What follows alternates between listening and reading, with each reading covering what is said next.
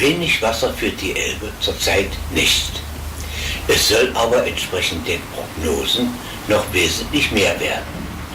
Und deshalb wurde am 4.6.2013 frühmorgens 6 Uhr in der Otto-Stadt-MD Katastrophenalarm ausgelöst. Der OB der Otto-Stadt-MD, Dr. Lutz Trümper, hat den Katastrophenalarm jedoch rechtzeitig ausgelöst.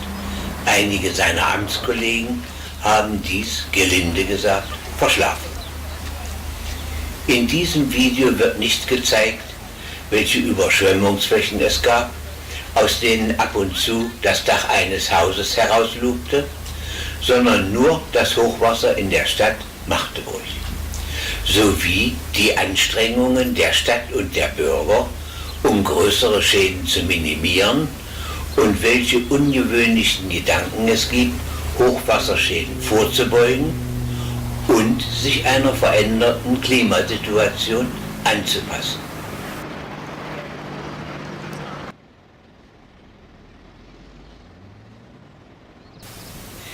Bis zum 9.06.2013, also bis zum Scheitelpunkt des Hochwassers, sind noch äußerst knappe 5 Tage Zeit. Ob diese 5 Tage ausreichen, um all die Versäumnisse der letzten fast 11 Jahre seit dem letzten Hochwasser auszugleichen, wird sich zeigen. Wie kann man die Katastrophe, die sich hier anbahnt und von der dieses Video berichtet, einordnen? Geht es vielleicht aus religiöser Sicht so, dass man es als Strafgericht Gottes erklärt, wie das die Zeugen Jehova in ihrem Maiheft Der Wachturm erläutert haben, unter der Fragestellung: Ist Gott grausam?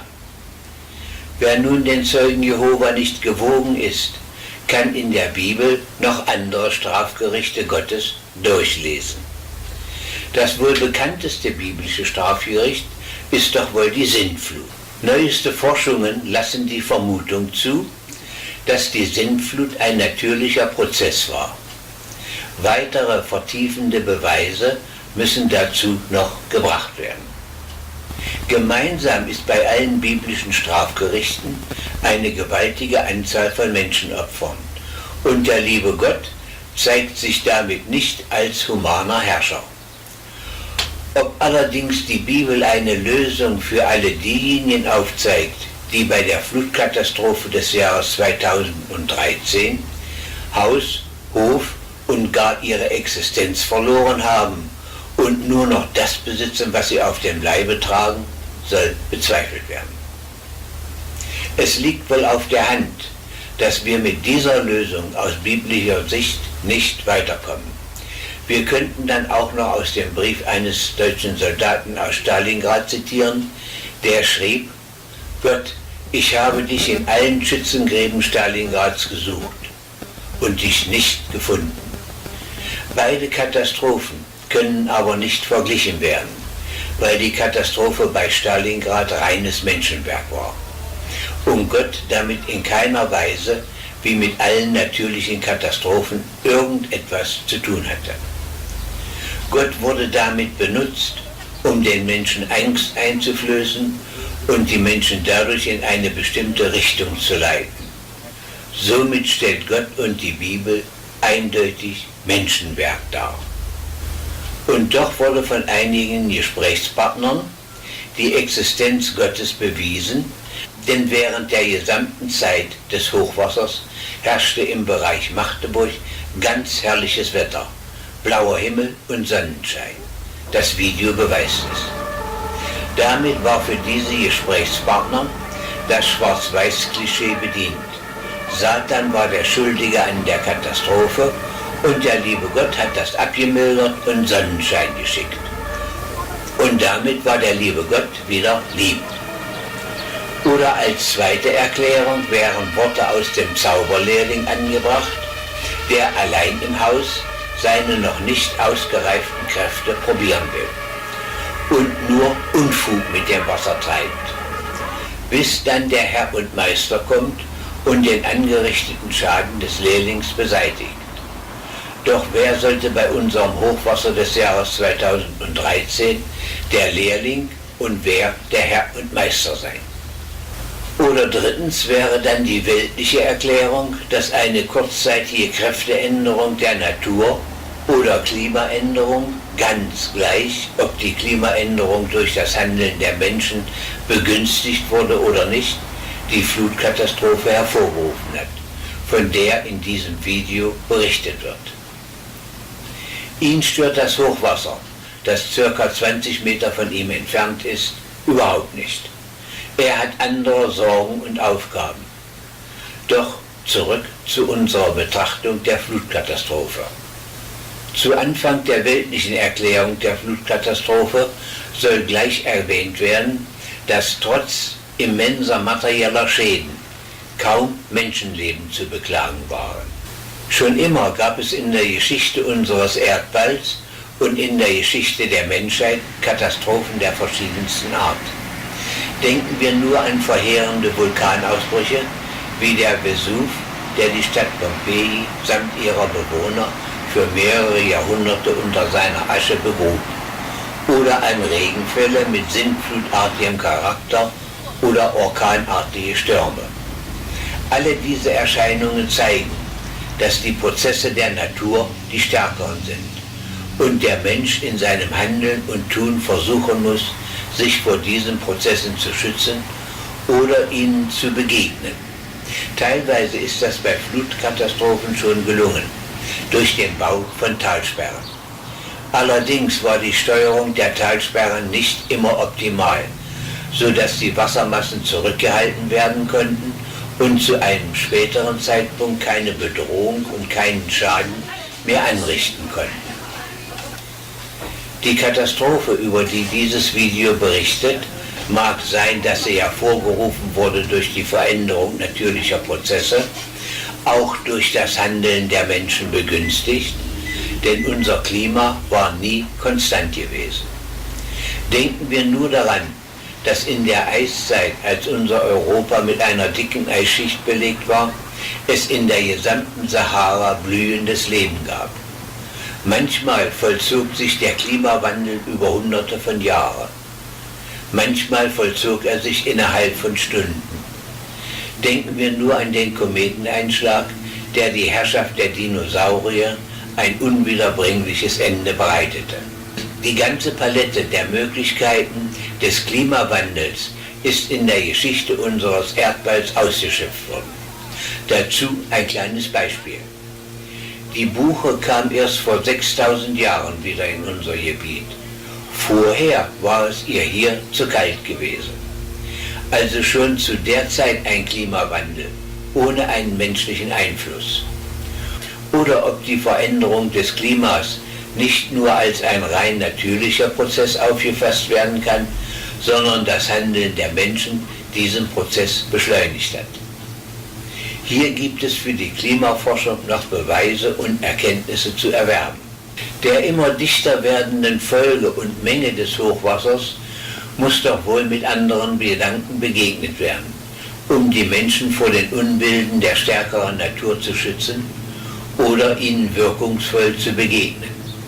Gut, es ist gelungen, FCKW als sogenannten Klimakiller aus den Kühlschränken zu verbannen.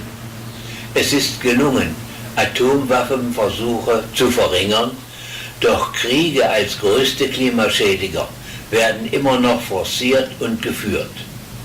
Bleiben wir vor unserer Tür stehen. Die Bundesrepublik ist der drittgrößte Waffenexporteur in der Welt. Wozu und wofür? Waffen für wen und Waffen gegen wen? Diese Waffen werden doch wohl kaum nur zum Putzen und Spielen verwendet. Kann es dann nicht passieren, dass deutsche Soldaten in Friedensmissionen und Sicherheitsaufträgen, wie die Jugendoffiziere der Bundeswehr Schülern vorfaseln, im Gefecht auf ihre Waffen auf der Gegenseite treffen? So etwas gab es schon mehrfach in deutscher Geschichte. Das ist nicht neu. In diesem Zusammenhang ist doch wohl die größte Naturschädigung und demzufolge Veränderung der natürlichen Prozesse des Klimas durch das Handeln der Menschen zu suchen. Dass die Erscheinung Hochwasser nicht bloß die jüngere Vergangenheit bewegte, sondern schon unsere Ahnen sich mit diesem Problem beschäftigten und Vorsorge getroffen haben, zeigt eine Dankestafel, die nach dem Jahrhunderthochwasser 2002 gestiftet wurde. Ein wichtiger Grund war gewesen, die ehemalige Rüstungszentrale Magdeburg vor Folgen von Hochwasser zu schützen. Nun hat aber das Hochwasser und die militärische Rüstung, um die Vaterländer anderer Völker zu überfallen, einen ursächlichen Zusammenhang. Seit Entstehen der menschlichen Zivilisation wurden immer größere Mittel für die Schaffung von Waffen benutzt. Ein unwahrscheinlich großer Sprung im Verschlingen von Naturressourcen, Energie und menschlicher Arbeitskraft wurde seit dem Entstehen des Kapitalismus erreicht und zur Vernichtung von angeblichen Untermenschen benutzt. Es ist eine unwahrscheinlich große Schädigung der ganzheitlichen Natur, die über Jahrhunderte erfolgte, die bis heute im ungeahnten Maßstab anhält und mit solchen Floskeln wie Sicherheit, Kampf gegen Terrorismus, Kampf gegen Kommunismus, Schaffen von Arbeitsplätzen kaschiert wird. Das drängt natürlich die Frage auf, ob wir in unserer menschlichen Entwicklung überhaupt schon einmal die ganzheitliche Natur erlebt haben. Anfänglich wohl schon, doch mit weiterem Fortschreiten unserer Entwicklung wurde die Natur mehr und mehr den politischen Zielen einiger menschlicher Formationen unterworfen, die bestrebt waren, die Natur in ihrem Bereich zu unterwerfen und damit schädigen. Der OB der Otto-Stadt-MD, der Dr. Lutz Strümper, hat den absehbaren Schaden der Hochwasserkatastrophe von 2013 völlig richtig mit den Schäden des letzten Krieges in Magdeburg verglichen. Jedoch ist das heutige deindustrialisierte Magdeburg bei weitem keine Rüstungszentrale mehr. Aber die Bedrohung durch ständig steigendes Hochwasser ist geblieben und in keiner Weise mit irgendwelcher militärischer Rüstung zu begegnen oder zu verhindern. Ein Hochwasser von der Güte des Jahres 2002 würde unter unseren heutigen Bedingungen einen größeren Schaden einrichten als 2002. Das zwingt dazu, dass wir uns mit anderen Gedanken beschäftigen müssen, die ohne weiteres notwendig sind, um für kommende Hochwasser ein wirksames Gegenmittel zu entwickeln, um nicht nur die ehemalige Rüstungszentrale zu schützen, sondern auch die Bürger der Stadt. Als grundlegende Lehre aus dem Hochwasser des Jahres 2002 und 2013 kann nur gelten: Die Bundesrepublik Deutschland ist nur von einer gewaltigen Gefahr bedroht, und das ist in keiner Weise der Terrorismus, den die BRD mit Waffen ausgerüstet hat, sondern die Gefahr des Hochwassers mit immensen materiellen Schäden. Diese Bedrohung ist in keiner Weise mit militärischer Rüstung beizubekommen. Es kann daher nur Ziel sein, die vielen klugen Worte, die nach dem Hochwasser von 2002 gesprochen wurden und nicht eingehalten wurden, zu realisieren. Doch die militärische Rüstung, siehe Kolbitz-Litzlinger Heide, lief von finanziellen Mitteln ungekürzt weiter. An verschiedensten Stellen der Otto-Stadt-MD haben verantwortungsbewusste Bürger Plakate und Spruchbänder angebracht, auf denen sie sich bei den vielen Helfern, Wehren, THW und Bundeswehr bedanken für die Zurückdrängung des Hochwassers. Eine äußerst nette Geste. Bei dieser Hochwasserkatastrophe zeigte es sich aber auch, dass der Einsatz der Bundeswehr gegen Katastrophen wesentlich vernünftiger und ehrenhafter ist, als mit Kriegstechnik die Vaterländer anderer Völker zu überfallen. So kann doch die Forderung für die Freiwilligenarmee nur lauten: Bundeswehr raus aus Afghanistan und aus allen besetzten Gebieten und die dadurch frei werdenden Mittel für den Schutz der Umwelt und die Minderung von Katastrophenschäden einzusetzen. Es soll hier nochmals betont werden, dass dem Hochwasser des Jahres 2013 kaum Menschenleben zum Opfer gefallen sind. Der Afghanistan-Einsatz hat aber schon mehr als 50 Menschenleben gefordert.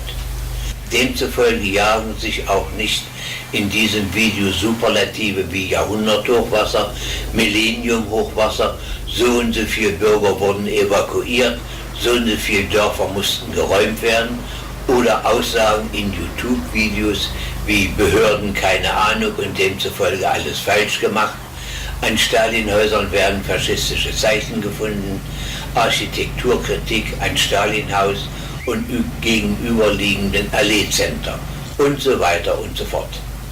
Derartiges wird man in diesem Video nicht finden. Die Probleme mit dem Hochwasser des Jahres 2013 sind zu kritisch, um sie auf derartiges Niveau herabzuspielen. Die Bundeskanzlerin hat für die geschädigten Flutopfer finanzielle Soforthilfen zugesagt, wobei man hier spöttisch sagen könnte, die Bundeskanzlerin hat weitergesehen und hat den 22. September im Auge gehabt. Nicht schön diese Unterstellung, aber sie bietet sich an. Sie machte nur das nach, was Acker Schröder und ein Bayer vorgemacht haben.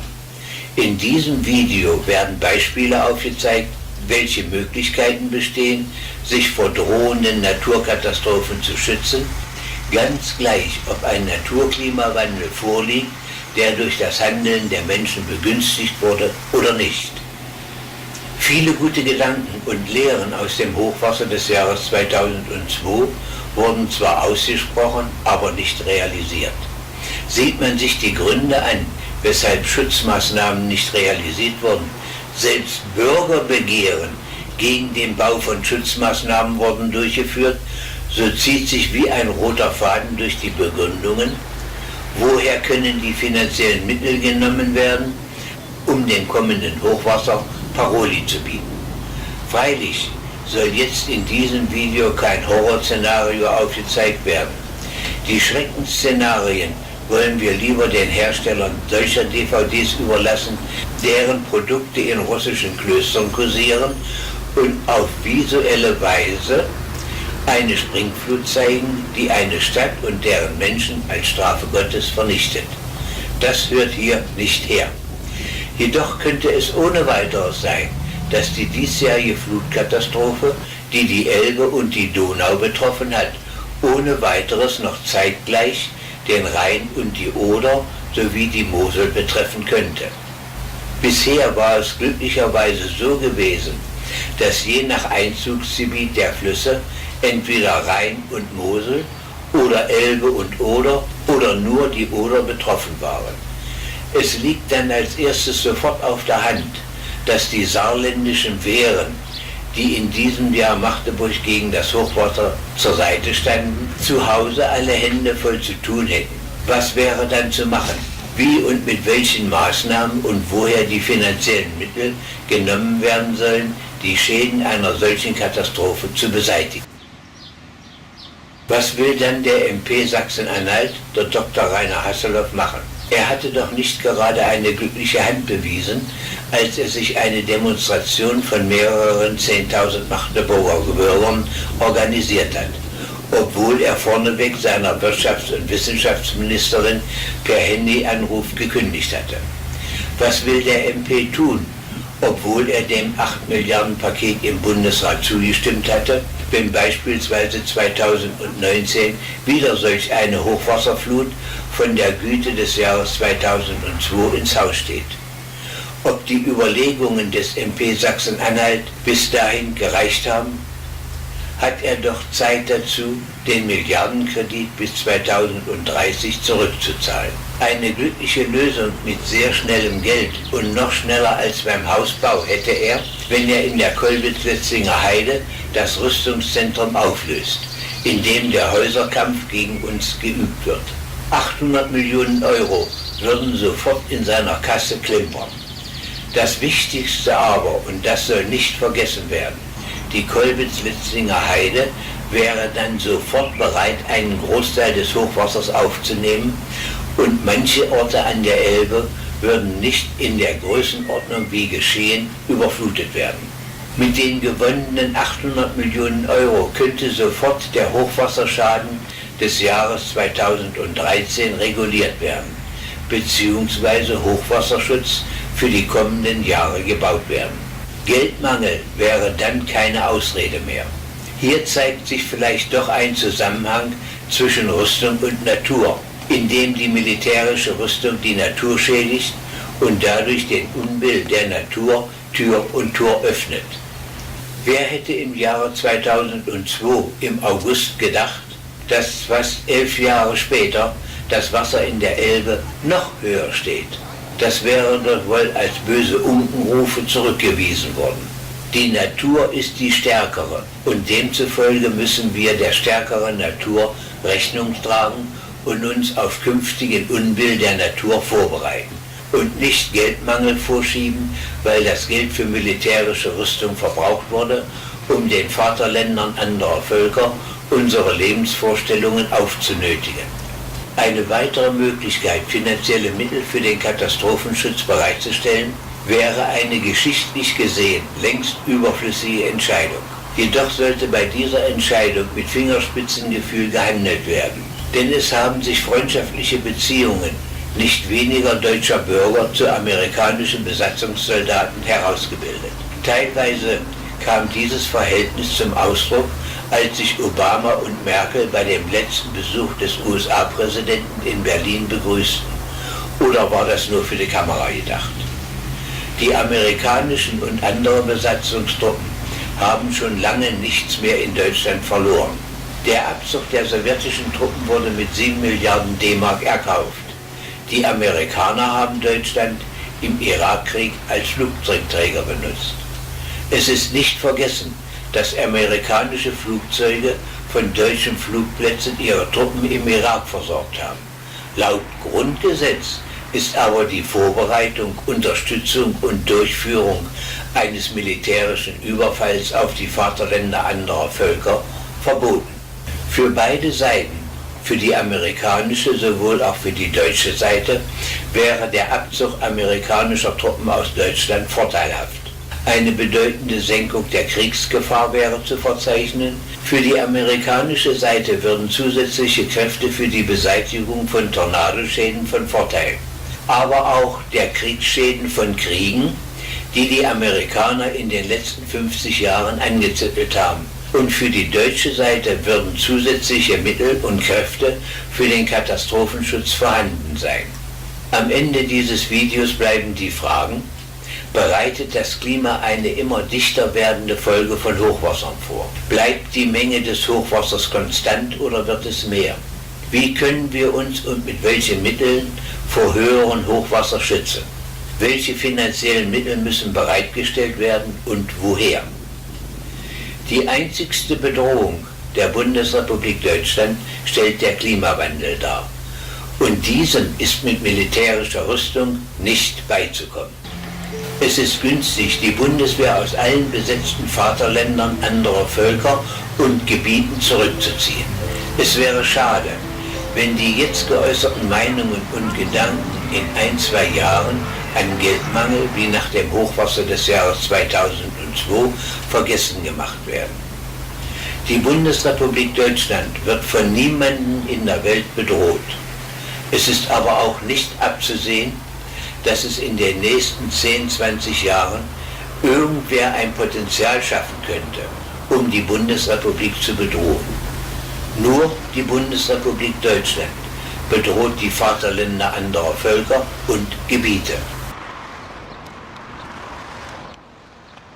Nachbetrachtung. Das 3. Millennium hatte kaum begonnen. Da wurde schon 2002 trompetet: Jahrhunderthochwasser. 11 Jahre später wurde das Jahrhundertwasser noch um mehr als einen halben Meter übertroffen. Unwetter des Jahres 2017. Hier traten besonders Schäden an Bäumen auf, die normalerweise für Klimastabilisierung wirken. Es verging nur ein Jahr und eine Jahrhundertdürre überzog das Land. Wie wird der Sommer 2018 mit seiner ausgeprägten Dürre in unsere Betrachtungen eingehen? Die Folgen der Katastrophen werden immer kürzer und ihre Intensität steigt beträchtlich an. Tun wir was.